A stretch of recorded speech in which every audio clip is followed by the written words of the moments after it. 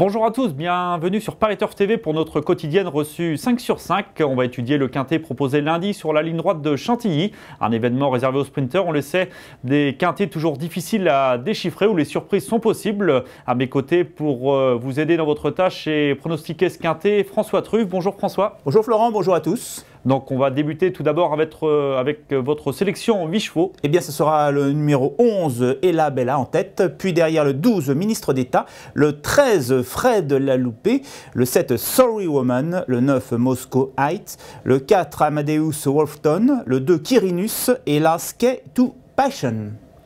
Donc un événement, je vous le répète, relativement ouvert où les révélations sont possibles et des surprises ne sont pas à négliger. Avez-vous tenu compte des places à la corde, François, sur ce tracé rectiligne? Un petit peu, modérément malgré tout, parce que le terrain, je pense, sera assez lourd. C'est un exercice de vitesse pure, mais dans un cadre aquatique, car les pronostiqueurs de la météo, qui généralement ne se trompent pas souvent, mais ils font un métier plus facile que le nôtre, nous pronostiquent quand même de la pluie jusqu'au jour de cette course. D'accord, donc vous avez décidé de placer en tête la rentrante Ella Bella, entraînée par John Hammond. Elle a déjà prouvé son aptitude au terrain assoupli la saison dernière. Qu'est-ce que vous pouvez nous en dire? D'abord qu'elle est entraînée par mon ami Marcel Hammond. Et ensuite que c'est une jument qui adore le terrain très souple. Les pluies qui tombent actuellement, les averses sont de l'eau bénite pour l'entourage. Je crois qu'elle peut gagner d'emblée car on l'a vu faire des trucs extraordinaires l'an passé dans ce genre d'épreuve. C'est vrai, elle a souvent été remarquée par ses fins de course. Elle avait bien couru, si je me souviens bien, l'an passé pour sa rentrée. En deuxième position, vous placez le régulier Ministre d'État, confirmé avec Stéphane Pasquier.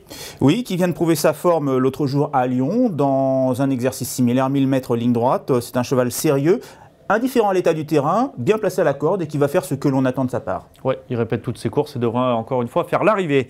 En troisième position, le numéro 13, Fred Laloupé. Il possède des titres, il a progressivement été baissé sur l'échelle des valeurs. Reste à savoir s'il peut encore faire l'arrivée de quintet, il est quelque peu décevant. Oui, une vieille connaissance. Il m'a quand même fait faux bond l'an passé à plusieurs reprises. Il a sans doute pris un petit coup de vieux, mais il est tellement bien placé maintenant sur l'échelle des valeurs qu'il lui suffirait de répéter 80% de sa valeur d'il y a 2 ans pour mettre tout le monde d'accord. Le terrain souple va l'aider dans sa tâche, alors c'est peut-être l'occasion pour lui de se rappeler à notre bon souvenir. En tout cas, je m'en vaudrais beaucoup trop si je ne le retenais pas très haut dans ma sélection, vu que l'an passé, ça a été l'un de mes abonnements. D'accord, donc attention à Fred Laloupé qui vise un rachat. En quatrième position, vous placez le numéro 7, Sorry Woman. C'est d'ailleurs notre minute terrain. Emmanuel Rivron, notre confrère, a rencontré Ludovic Gadebin, l'assistant d'Henri-Alex Pantal.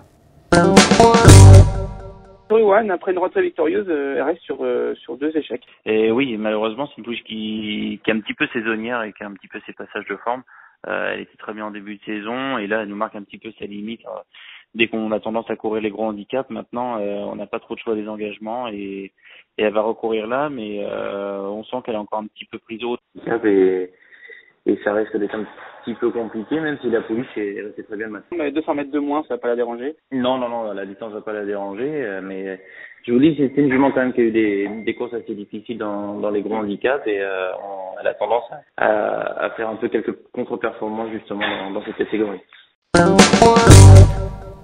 Donc une Sorry Woman qu'il ne faut probablement pas condamner sur ses 2 plus récents échecs, elle qui avait remporté sa course pour sa rentrée à Fontainebleau.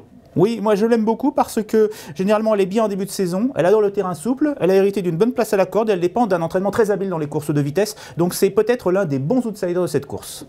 D'accord François, donc ensuite en cinquième position vous placez le numéro 9 Moscow Heights qui vient d'effectuer une rentrée plutôt encourageante sur l'hippodrome de Fontainebleau. Une super rentrée en réalisant une valeur qui lui donne une première chance ici. Alors il faut qu'il confirme, on sait que ce genre de course de vitesse n'est pas toujours propice à la régularité des performances, mais si on prend au pied de la lettre le résultat, il possède une première chance. D'accord François, donc si on se répète, mais un quintet relativement ouvert où les possibilités sont nombreuses. On va conclure cette émission avec le rappel de votre sélection et un conseil de jeu. Vous pourrez nous retrouver dès mardi avec un nouveau quintet réservé aux galopeurs sur l'hippodrome de Saint-Cloud.